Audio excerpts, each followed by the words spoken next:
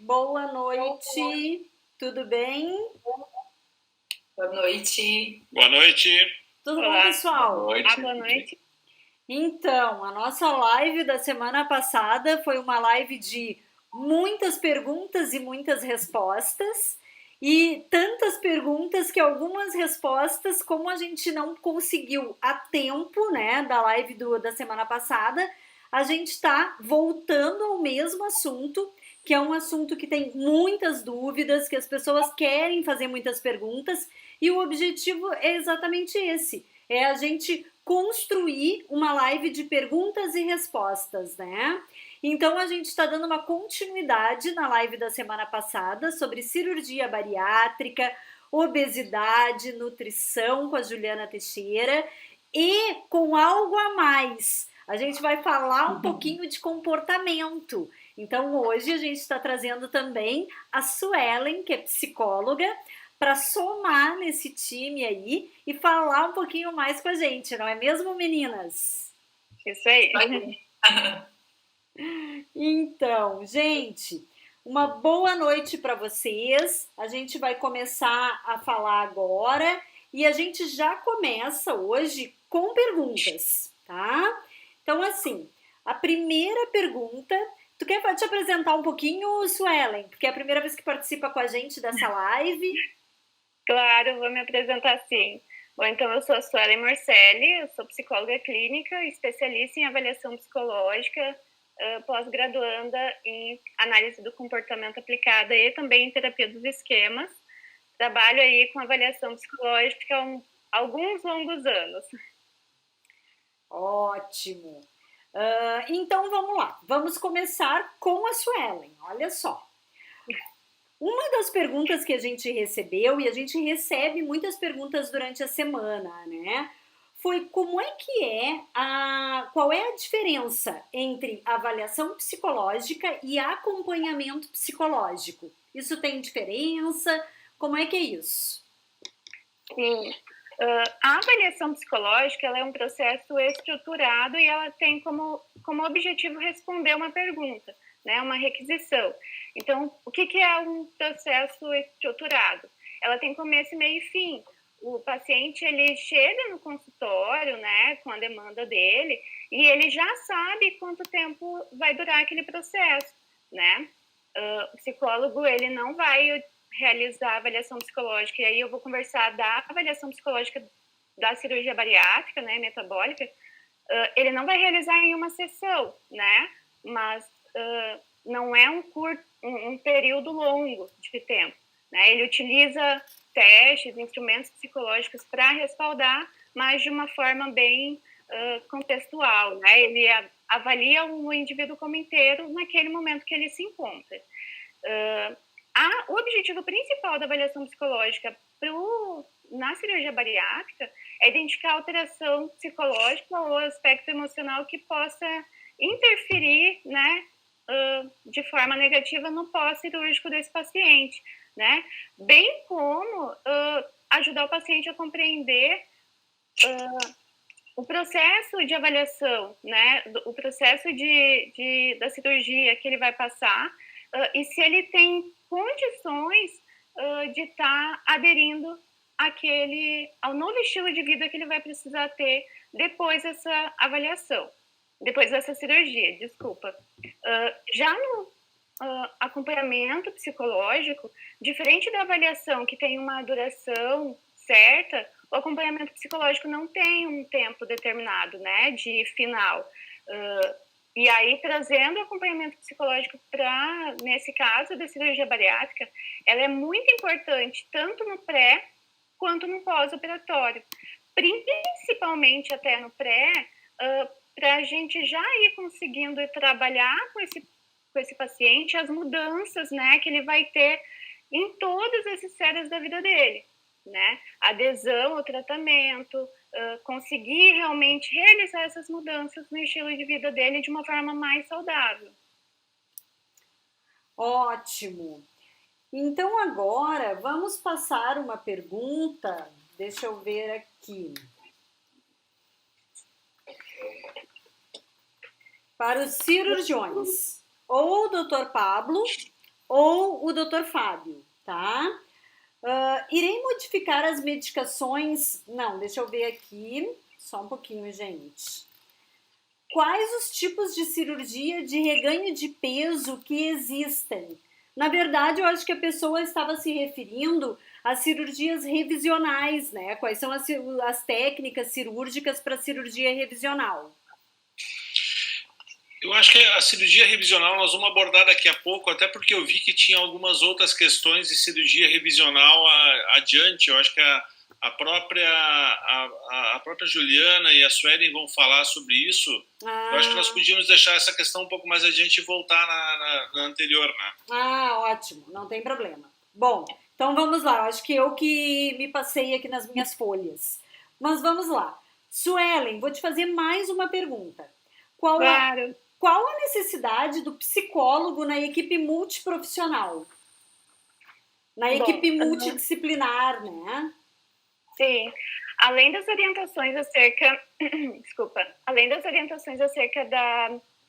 dos procedimentos, das mudanças, né, e dos benefícios esperados pela cirurgia, o psicólogo ele vai estar diretamente trabalhando com os outros profissionais para essa adesão, né, e melhora e sucesso desse paciente no pós-operatório, né? Então é muito importante que o psicólogo dentro dessa equipe consiga identificar os aspectos emocionais e psicológicos que acabam prejudicando o paciente, né?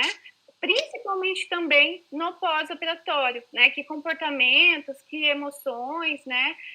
Ele está tendo já antes que ele precisa estar trabalhando para que no pós não venha a ter prejuízos e até um momento de sofrimento, né?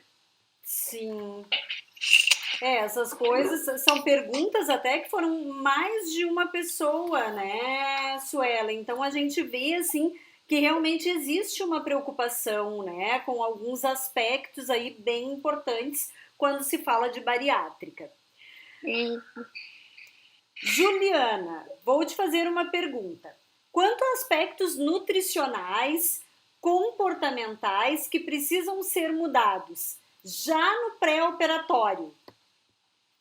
As pessoas chegam no consultório e sempre perguntam o que elas precisam mudar antes da cirurgia, né? E muitas se preocupam só com a alimentação pré-cirúrgica, mas na realidade o acompanhamento nutricional ele engloba muito mais coisas do que isso. Então, vou conversar um pouquinho com vocês sobre isso, tá? O paciente que deseja ter cirurgia bariátrica, ele tem que fazer algumas mudanças tanto alimentares quanto comportamentais para o resto da vida. Ou seja, ele precisa adquirir algumas competências no que tange ao processo de se alimentar. Já no período pré-operatório, a gente precisa ir testando e adaptando algumas mudanças, tá? São várias, mas eu vou citar algumas aqui para as pessoas terem noção, porque muitas dúvidas surgem, né? Do que precisa se aprender para evitar de ganhar peso, para saber como manter aquele peso, para saber como ter uma alimentação saudável, tá? Então, a primeira delas, ingerir líquidos junto com a refeição. Isso deve ser evitado. Por quê? Porque isso prejudica a digestão, tá? Em função da diluição do suco gástrico e também dilata o estômago. E após a cirurgia, a digestão já pode ficar mais difícil e a gente tem que evitar essa dilatação do estômago, tá? Então, evitar líquidos junto com a refeição.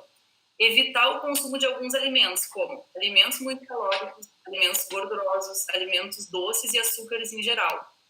A ingestão desses alimentos, além da questão de aumentar o peso ou interferir na perda de peso pós-cirurgia, pode causar síndrome de dumping, pode causar diarreias, vômitos, tá? E com isso prejudicar ainda mais a absorção dos nutrientes no pós-operatório. Um exemplo comum que eu posso dar é o consumo dos Gatorades. Tem muitos profissionais que recomendam o uso dessas bebidas isotônicas, só que elas têm calorias, né? E essas calorias acabam entrando no cálculo diário das calorias que o paciente bariátrico ingere. E muitas vezes a pessoa tem uma diminuição da perda de peso pós-cirurgia e não sabe onde está o erro. E às vezes vem dessas bebidas que a pessoa está tomando para fazer exercício, por exemplo, certo? Então, essas bebidas têm que ser evitadas, tá? Uma outra bebida que é polêmica são os sucos naturais. Os sucos naturais são um dilema à parte, tá? Eles são saudáveis, sim, só que dependendo da fruta, eles são bem calóricos e bem ricos em carboidratos, tá? Seguido, eu recebo pacientes no consultório que tomam aqueles sucos de laranja, suco de uva integral, que são maravilhosos, saborosos, só que a pessoa toma, às vezes, quase 1 litro daquilo, né? Então, assim, se o paciente estiver tomando mais que 1 copo por dia, é certo que vai estar impactando na perda de peso dele, principalmente o paciente pós-bariátrico, certo?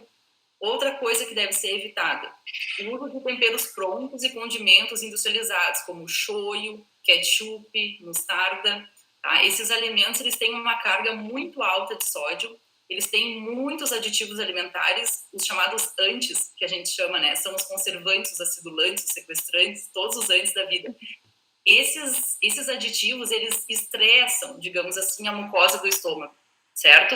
E a ideia é o paciente ir se acostumando com o sabor da comida ao natural, usar temperos naturais, né? Abusar desses temperos naturais, que são muito saborosos. Só que a gente precisa saber usar e precisa ter algum conhecimento de culinária. E nisso o nutricionista pode ajudar bastante, tá? Então, assim, eu sempre oriento os pacientes que o nosso paladar demora um tempo para mudar. Então, normalmente, o paciente que come esses alimentos muito condimentados, ele já tem um paladar viciado. Então, ele tem que saber que vai levar um tempo para mudar e, aos poucos, ele vai conseguir sentir o sabor da alimentação mais natural. Tá? Então, com a ajuda do nutricionista, a gente vai trabalhando essa mudança do paladar de forma progressiva. Então, tudo isso já pensando no pós-operatório. Evitar o consumo de bebidas gaseificadas, tá? Refrigerantes, água com gás. Então, eu sei que tem muitos pacientes, e a gente até orienta na clínica, não para os bariátricos, que troquem refrigerante, por exemplo, por água com gás, com alguma fruta que gosta de bom, né? E é excelente, é saboroso, porém, quando tu faz a cirurgia bariátrica, tá dando alguma interferência aqui? Tá dando uma interferenciazinha. Agora passou. Quando tu faz a cirurgia bariátrica, essas bebidas com gás, elas vão dilatar o estômago, então isso tem que ser evitado, certo? Evitar ficar muito tempo em jejum também é uma prática que deve ser evitada. É necessário que o paciente se alimente de acordo com a recomendação nutricional e a recomendação médica para a semana de pós-operatório que ele se encontra. Ou seja, ele tem que comer mesmo que ele não tenha fome, porque essa alimentação do pós-operatório, ela está ali para evitar a hipoglicemia, para manter a hidratação, para dar um repouso gástrico para o estômago, certo? Então, a hipoglicemia seria uma queda da glicose no sangue e faz com que evitar o jejum faz com que o organismo tenha nutrientes entrando continuamente na circulação, o que é muito bom para a recuperação pós-cirúrgica também. Manter a hidratação adequada. Até acho que foi na outra live, alguém perguntou sobre estar sempre com a boca seca, se era normal e alguma coisa assim, certo? Então, principalmente nos meses de inverno, as pessoas tendem a beber menos água, tá? Aqui no sul ainda a gente toma muito chimarrão, que é uma bebida que contém muita água, mas ela é diurética. Então, quanto mais bebidas diuréticas a gente toma, mais água pura a gente tem que tomar. Então, vamos pensar, chimarrão, sucos, chás, cafés, nada disso conta como hidratação, tem que ser água pura, tá? Essa hidratação, ela precisa ser trabalhada muito bem, porque a hidratação ela é fundamental para a recuperação do organismo e também para evitar o reganho de peso. Tem muitas pessoas com obesidade ou não que acabam confundindo a sensação de sede com fome.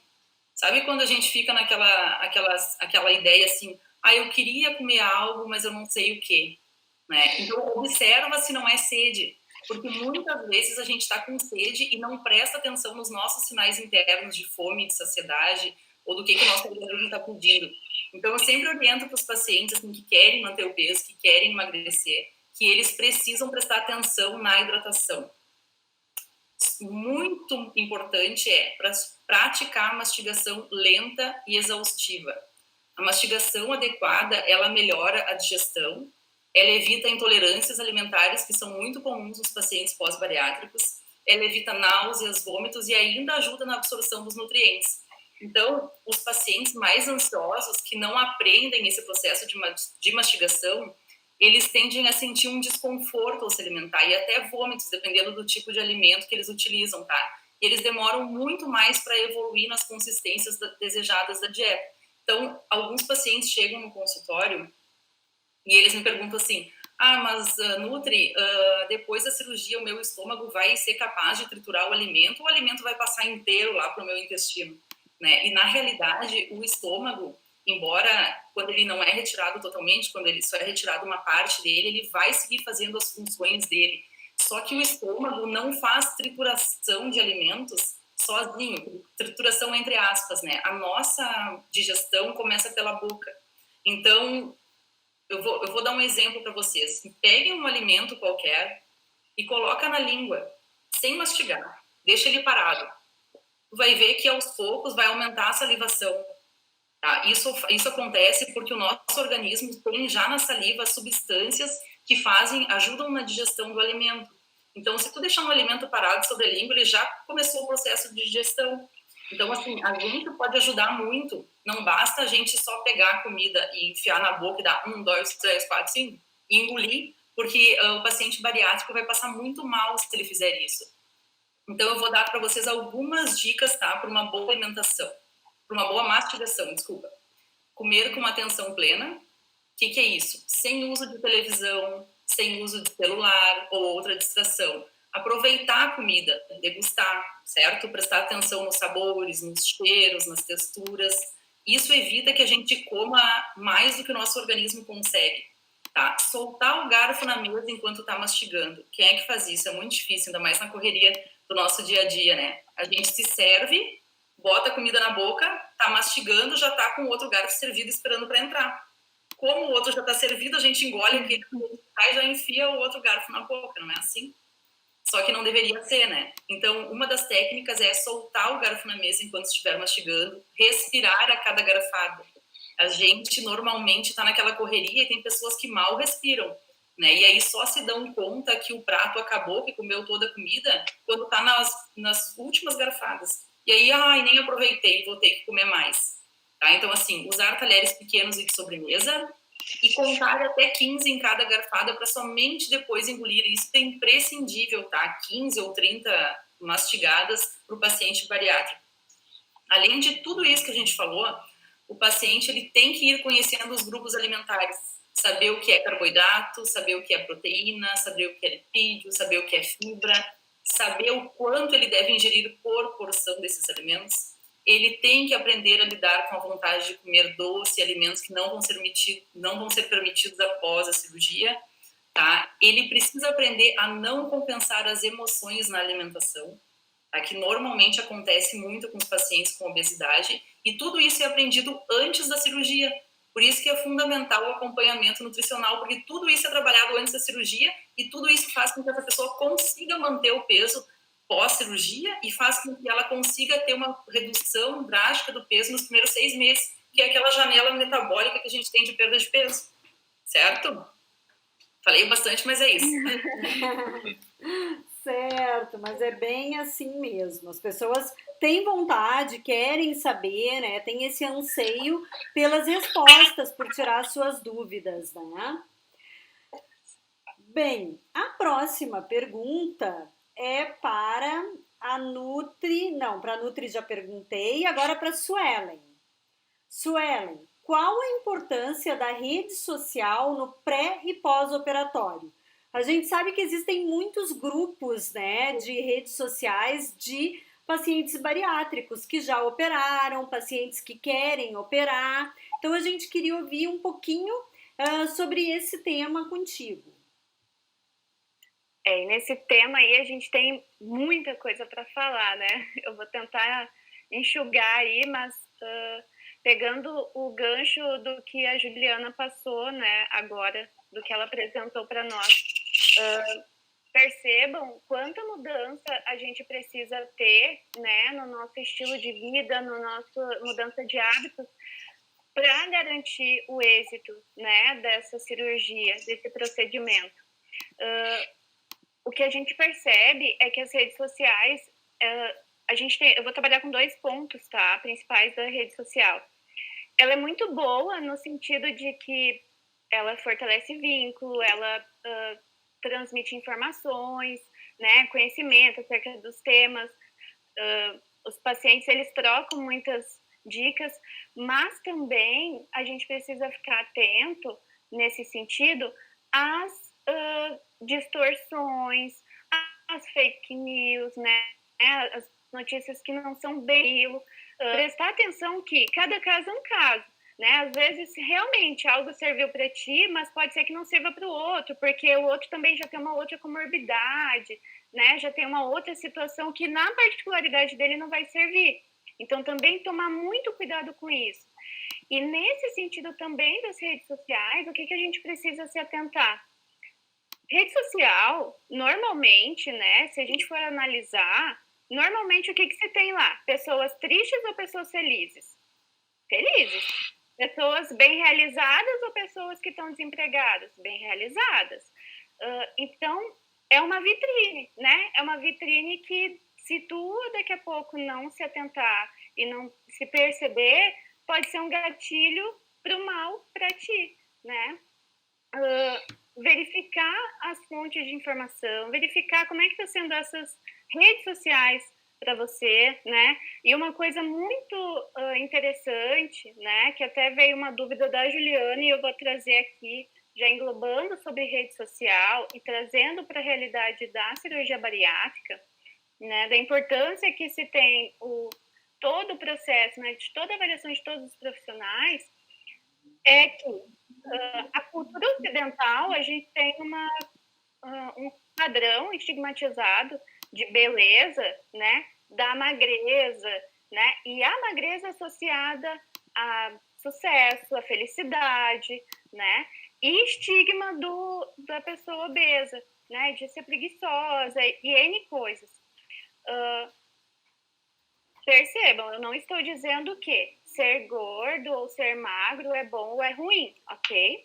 O que eu estou dizendo é para a gente se atentar a como é passado esses padrões, porque daqui a pouco uma pessoa que foi obesa a sua vida inteira pode ter, né, seus transtornos alimentares, pode ter distorções corporais que precisam ser tratadas no pré-operatório, né? Que precisam ser identificadas para ter um maior até sucesso dessa cirurgia, né? E que às vezes quando chega ali na rede social, poxa, olha só como aquela pessoa é magra, eu preciso ser igual a ela para eu ser aceita, para eu ficar bonita, né? Eu tô mal. Claro, a gente precisa cuidar da parte da saúde física, né? Porque a obesidade ela acarreta alguns danos, sim, né? Na saúde física e também psicológica, mas a gente também precisa se atentar aos cuidados desses aspectos emocionais, né? Como a Juliana falou, como é que eu tô comendo? Eu tô comendo porque eu estou com fome ou eu tô comendo para satisfazer uma necessidade emocional minha, para suprir um sofrimento meu, né? E entender que a gente precisa tomar muito cuidado, né, com todas essas informações que são passadas, todos esses veículos de informações, né? A Sociedade Brasileira de Cirurgia Bariátrica e Metabólica é ótimo, né? Tem outros veículos aí de informações ótimos, né? O CAD, para vocês entrarem, vocês tirarem as suas dúvidas, né? Procurarem profissionais habilitados e certificados que consigam tirar suas dúvidas. Não estou tirando de forma alguma a importância dos grupos, né, das redes sociais, mas também a gente se atentar às minúcias. Tem uma questão que eu gostaria de colocar também, Cláudia. Eu participo de alguns grupos de bariátricos e a gente tem que ter muito cuidado porque a alimentação ela tem que ser sempre individualizada. Se a gente for pensar em medicação, tem que ser muito mais individualizado. Ninguém pode ficar indicando medicação ou indicando faz esse tipo de dieta, faz esse tipo de alimento aqui, porque cada caso é um caso. E isso acontece nos grupos, né? Então, assim, eu vejo pessoas indicando dieta pastosa para uma pessoa que faz uma semana que está em pós-cirurgia bariátrica e não tem acompanhamento nutricional. Isso é um erro. Isso vai dar um problema na saúde dessa pessoa. São pessoas que não têm conhecimento.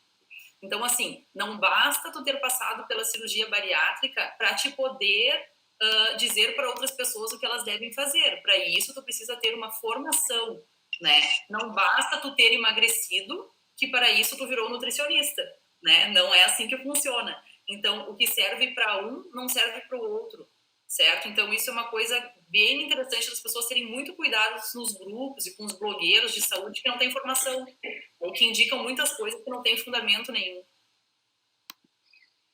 É verdade. Bem, vamos para a nossa próxima pergunta. Vamos lá. Doutor Fábio, há risco de engordar novamente? Bem, boa pergunta, enfim, boa noite a todos. A gente nem tinha quase se cumprimentado antes. Enfim, o assunto é bem extenso e hoje, particularmente, é um assunto que, para nós cirurgiões, sempre nos... é como se fosse a cereja do bolo, eu sempre digo, né? Porque quando a gente faz a cirurgia, é claro que o foco da cirurgia bariátrica sempre é devolver vida, tempo de vida para esses pacientes, longevidade para esses pacientes. Mas há de se lembrar que, passados meio ano, 1 ano, 2 anos depois da cirurgia, fica um legado. Esse paciente ele muda, é como se ele tivesse nascido de novo, né? Então fica um legado de um novo estilo de alimentação, uma nova forma alimentar, uma nova forma de comportamento desse paciente frente à família, frente ao seu trabalho, frente ao seu dia a dia, uma nova visão de vida, né? E certamente personagens importantíssimos disso aí, justamente a nutricionista e a psicóloga ou psicólogo no pós-operatório, que vão nos dar justamente esse legado pós-cirurgia, né?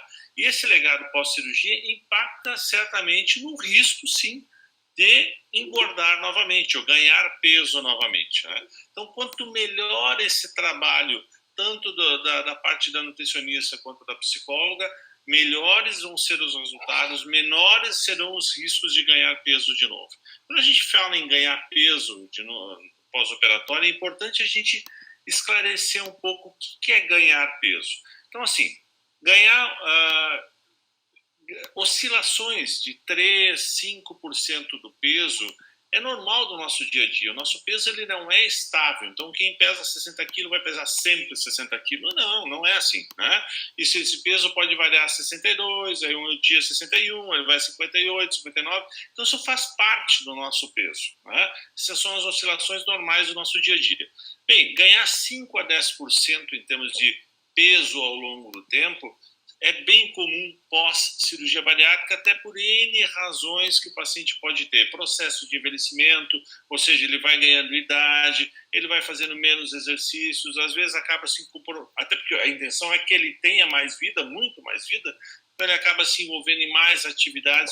Muitas vezes há um certo descontrole no dia a dia da sua necessidade de exercícios. Bem, enfim, até se admite esse ganho de 5% a 10%. Agora, pesos superiores a esses, aí realmente são necessárias investigações e entrada com terapia mesmo. Terapia no sentido de tratamento do que está errado, né? Devemos consertar, mudar a rota desse paciente de uma forma ou de outra. Isso pode acontecer tanto, esse risco, ou seja, esse novo ganho de peso do paciente pode acontecer tanto por problemas na própria cirurgia, né? Eventualmente dilatações gástricas ou cirurgias que na época não foram feitas como sendo a melhor. Sempre é importante lembrar, quando a gente fala em cirurgia bariátrica, existem mais de 40 tipos de cirurgia, né? Nós sempre temos que tentar buscar a melhor cirurgia para aquele paciente. Então, assim, não existe receita de bolo, né? Tipo, varinha mágica, plim, e uma cirurgia serviu para todo mundo. Isso não funciona assim, né? Então, quando existem esses reganhos de peso, temos que estudar caso a caso e tentar retornar esse paciente à linha correta. Quer seja do ponto de vista técnico da cirurgia, quer seja do ponto de vista nutricional ou psicológico, né? E aí estão as nossas especialistas aí para nos auxiliar nesse momento. É verdade, por isso que as meninas hoje estão aqui conosco, né? Gente, vamos lá. A gente está com alguns problemas hoje na transmissão. Não sei se é porque esse horário também tem muita live, né? Então, assim, eu tô aqui conversando com vocês, mas a gente está tentando organizar aí para que o vídeo volte, tá? Mas, assim, a gente está com algumas paralisações, a gente está acompanhando aqui e pedimos desculpas desde já. Mas, igual, vocês estão conseguindo aí ouvir, por enquanto, a live, tá? A gente está tentando arrumar. Mas, sempre gente, lembrando que fica gravado, né, Cláudio? fica gravado, exatamente. Depois a gente vai estar disponibilizando aí em todas as redes, tá bom? Mas são coisas da tecnologia e até porque a gente não consegue nesse momento, né, estar num estúdio. Então a gente está fazendo as coisas de casa. Então, infelizmente, essas coisas acontecem. Mas vamos lá.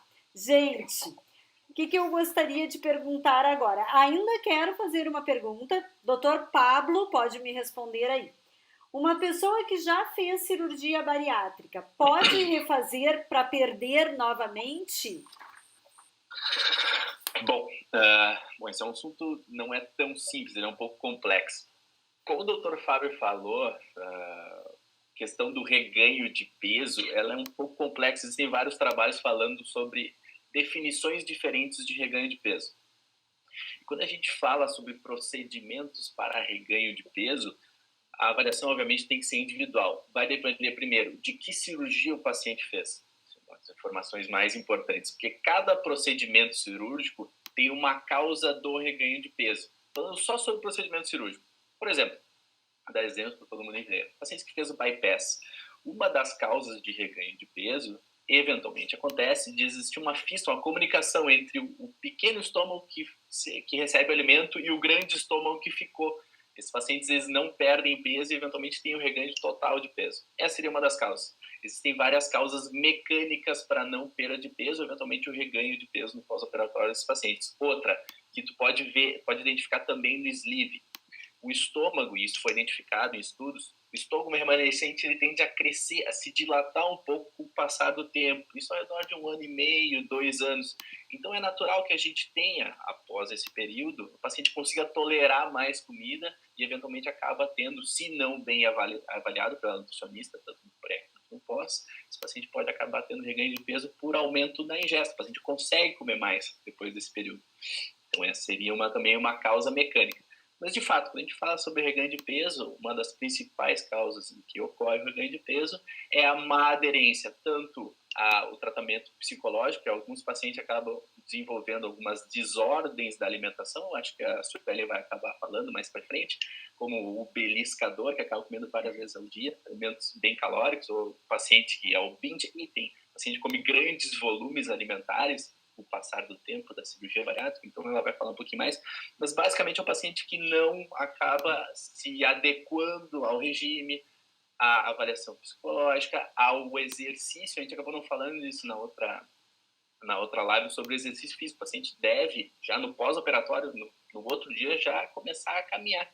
E o paciente deve manter essa rotina de exercícios aeróbicos no pós-operatório. Caminhadas, o paciente vai aumentando a tolerância dele a caminhadas. Com o passar do tempo, depois de 1 mês, o paciente deve, de preferência, começar com uma academia, exercício de levantar peso, a retornar aquela massa magra que ele perdeu por conta da cirurgia bariátrica. Bom, eu fiz essa pequena introdução sobre reganho de peso para poder falar agora sobre um possível procedimento para resolver o reganho de peso que não foi bem identificado. Bom, então vai depender muito da cirurgia inicial. Por exemplo, o paciente que fez o sleeve e acabou tendo reganho de peso no pós-operatório, mesmo que com uma avaliação adequada, psicológica, nutricional, enfim. Esse paciente pode ser submetido a um outro procedimento cirúrgico.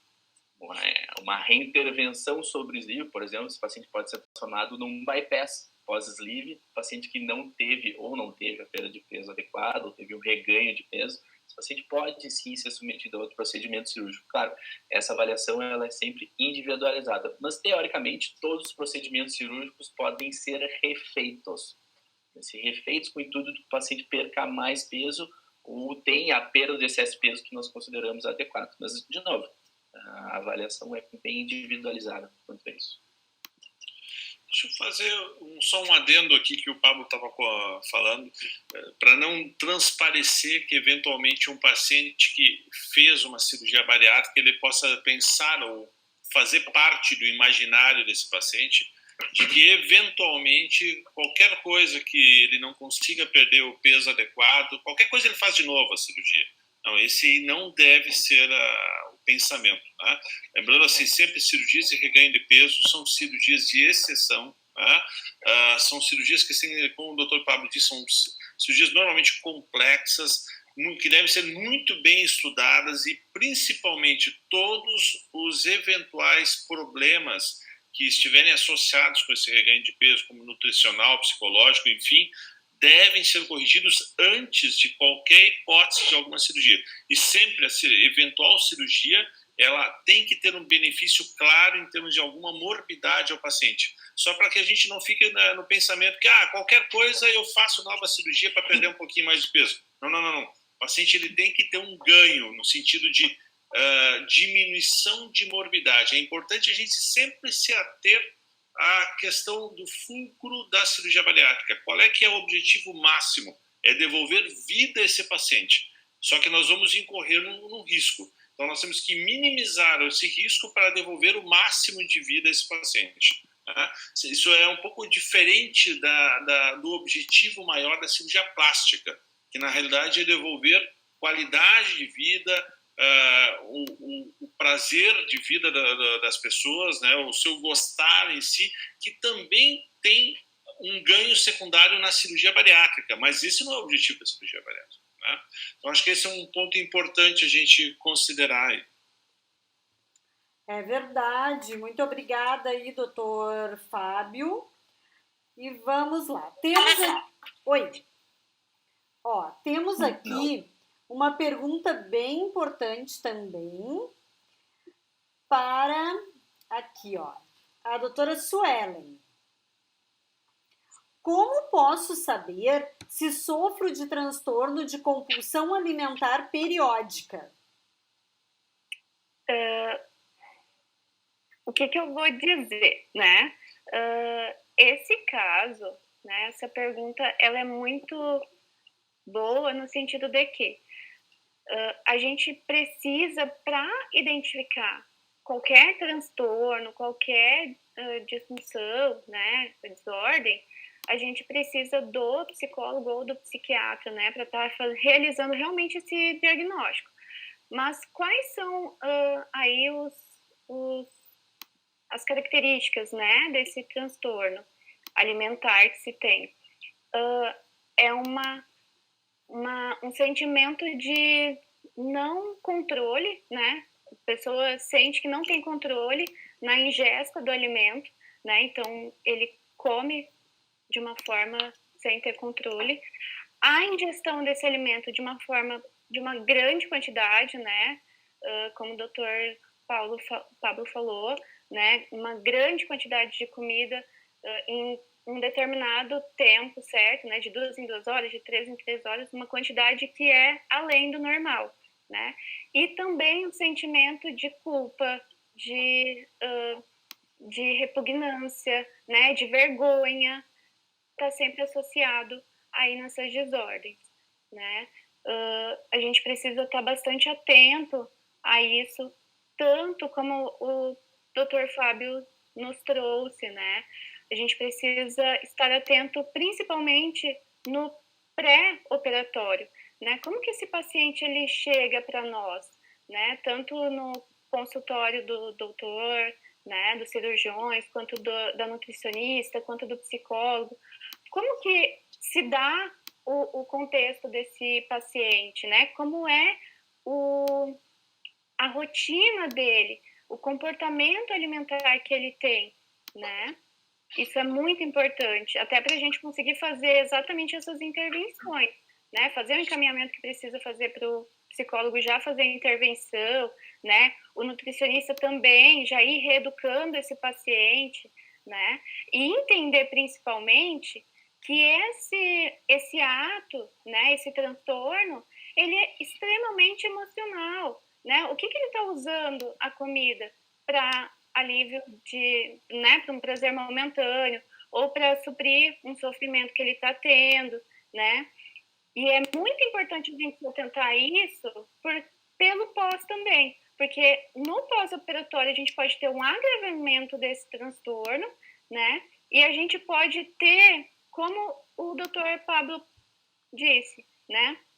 Algumas vezes o paciente vai, faz algum tratamento, né, que não é totalmente finalizado, né? Ele começa e não termina, ou ele não faz o tratamento, não é identificado, ele no pós-operatório, ele vai tendo acompanhamento do nutricionista, e esse comportamento do comer compulsivo, ele é mascarado pelo beliscar, né? Ele tem uma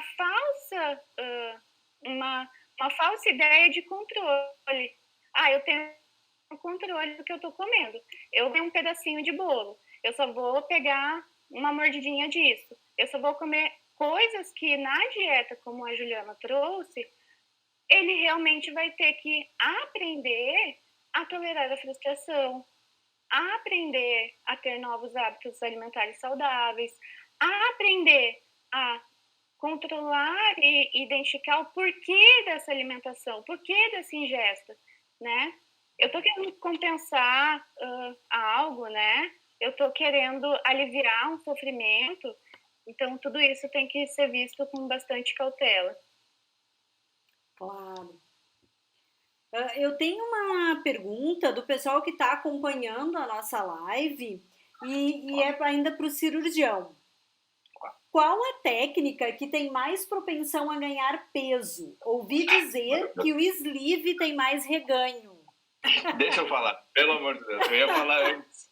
Eu estava ansioso aqui que eu preciso falar. Então fala aí pra gente, Dr. Pablo. Acho que eu vou fazer um resumo.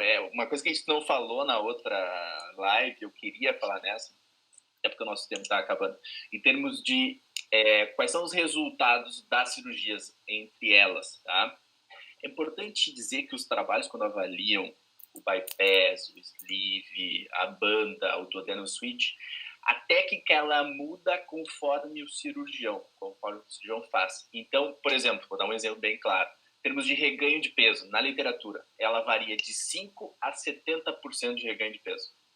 Uma variação gigantesca. Isso depende do que ele está usando, qual é o critério, da técnica cirúrgica. Existem vários pormenores cirúrgicos que podem mudar o resultado.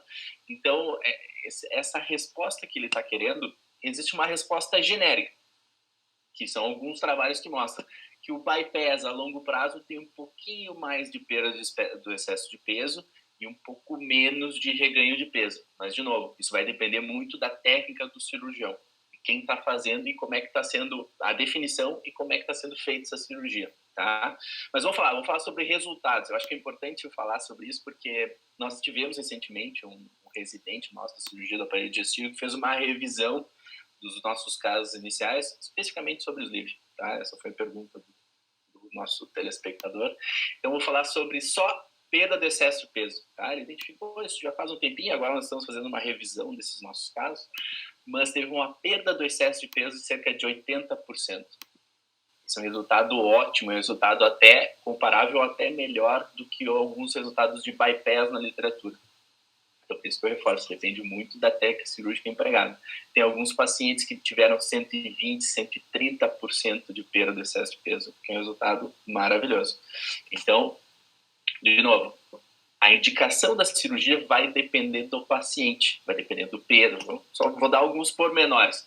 Peso inicial, presença de doença do refluxo, presença de doença metabólica, diabetes, hipertensão. Isso vai mudar a indicação cirúrgica conforme o paciente. Mas, em termos de perda de excesso de peso e reganho de peso, os resultados são bons quando feitos por uma equipe atualizada, experiente e com a presença da equipe multidisciplinar. As mulheres são extremamente importantes, o psicólogo e nutricionista, para a gente manter a perda de excesso de peso e não incorrer no reganho de peso.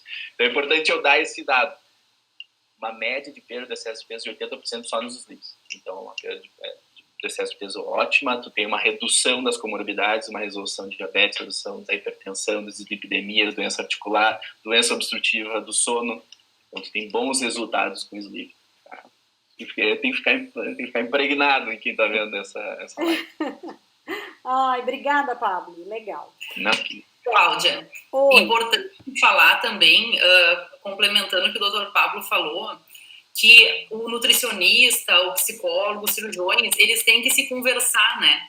Então, ali no CAD, sempre há uma conversa. Eu converso bastante com o Dr. Fábio, por exemplo, para a gente alinhar como vai ser a dieta dos pacientes no pós-operatório. Então, não é porque eu sou nutricionista e entendo de alimentação que a gente não vai conversar sobre a determinado paciente estar ou não perdendo aquele percentual do excesso de peso desejado, né?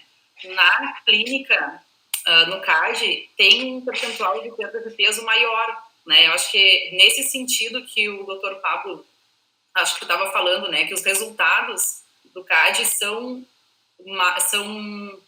como é que eu vou dizer? São mais expressivos. Vamos ter de perda de excesso de peso. A perda do excesso de peso nos 6 meses é mais expressivo do que mostra algumas literaturas, certo? Certo. E isso é muito do que os profissionais fazem na técnica cirúrgica e também dessa conversa entre os profissionais. Então, se o paciente está com determinada dieta, mas não está diminuindo muito o peso, a gente faz uma conversa e troca o plano alimentar e vê o que está dando errado para essa pessoa perder o peso no tempo certo.